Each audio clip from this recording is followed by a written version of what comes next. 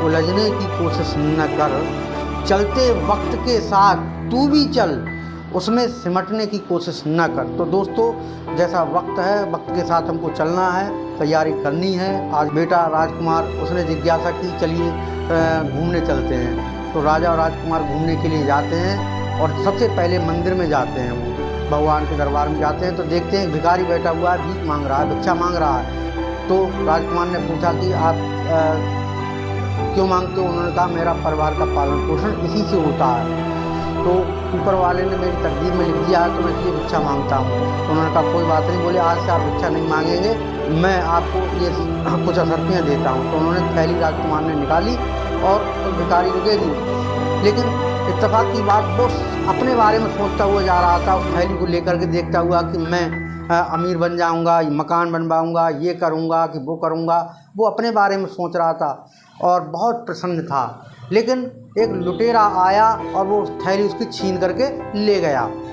वो बहुत दुखी हुआ और दुखी होने के बाद अपने घर पर जाता है, अपनी पत्नी को बताता है। तो उसकी पत्नी ने उसको समझाया, कहा कि हमारे नसीब में अभी गरीबी है, तो अमीरी कहाँ से हो जाएगी, कोई बात नहीं।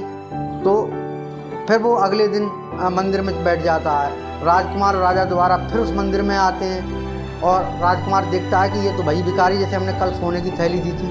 तो उन्होंने कहा हमने तो आपको कल दी थी।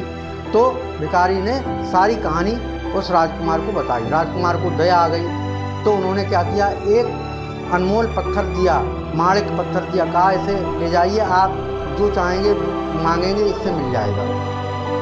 वो बहुत खुश होते हैं भिखारी और अपने घर पर जाता है और चुपचाप किसी को नहीं बताता है। वो एक घड़े में पानी के उसको रख देता है, पत्थर को डाल देता है।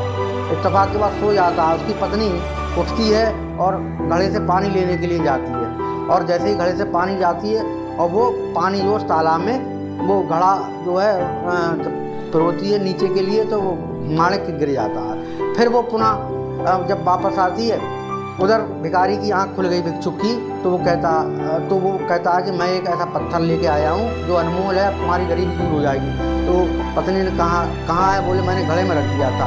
पत्नी समझ गई कि अरे घड़े में से कुछ कंकड़ सा गिरा तो था उसमें, कोई बात नहीं। फिर भी उसकी गरीबी बरकरार रही। फिर वो पुनः राजा के पास जाता है, वहीं मंदिर में भिक्षा मांगने के लिए बैठ जाता है। फिर राजकुमार उसको बताता है तो राजा ने समझाया कि इसकी गरीबी दूर नहीं होगी क्योंकि इसके नसीब में भिक्षा मांगना लिखा हुआ है।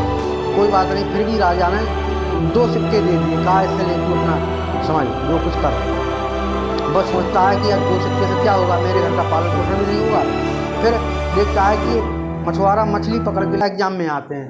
तो ये देखिए विटामिन की कमी से कौन कौन से रोग होते हैं। सबसे पहले आप देखिए विटामिन ए से कौन कौन सी बीमारियां होती हैं। जैसे रतौंधी की बीमारी विटामिन ए की कमी से होती है, ठीक है।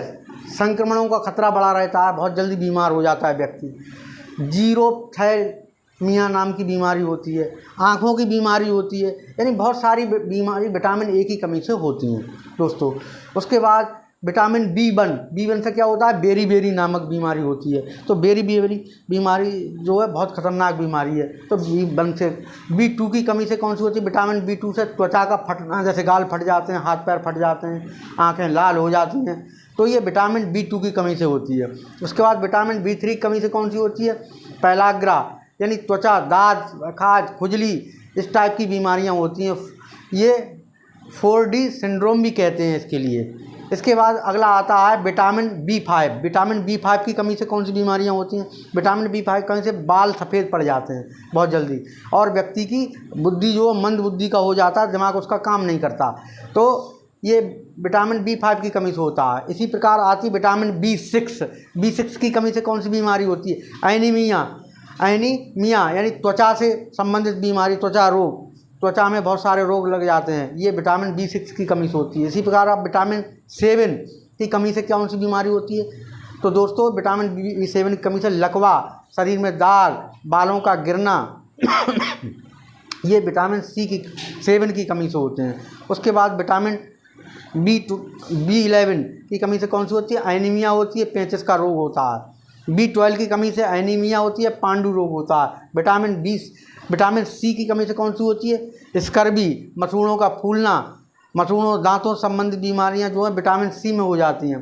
विटामिन डी की कमी से रिकेट्स हो जाती है बच्चों में, और बड़े लोगों में ऑस्टियोमलेशिया नामक बीमारी होती है, ये हो जाती है वयस्कों में। उसके बाद में अगला आता है विटामिन ई। विटामिन ई की कमी से जनन शक्ति कम हो जाती है व्यक्ति की, तो ये विटामिन ई की कमी से होती है। उसके बाद विटामिन के की कमी से रक्त का थक्का न बनना, ये बहुत सारी चीज़ें हैं जो किसी न किसी विटामिन की कमी से ये होती हैं।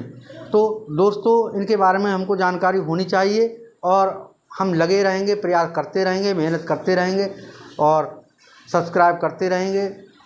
हमसे आप फ़ोन करके वैसे आप पूछ सकते हैं, कहीं कोई प्रॉब्लम आए, लेकिन तैयारी करते रहिए। इसी के साथ मैं अपनी बात समाप्त करता हूँ। जय हिंद, जय भारत।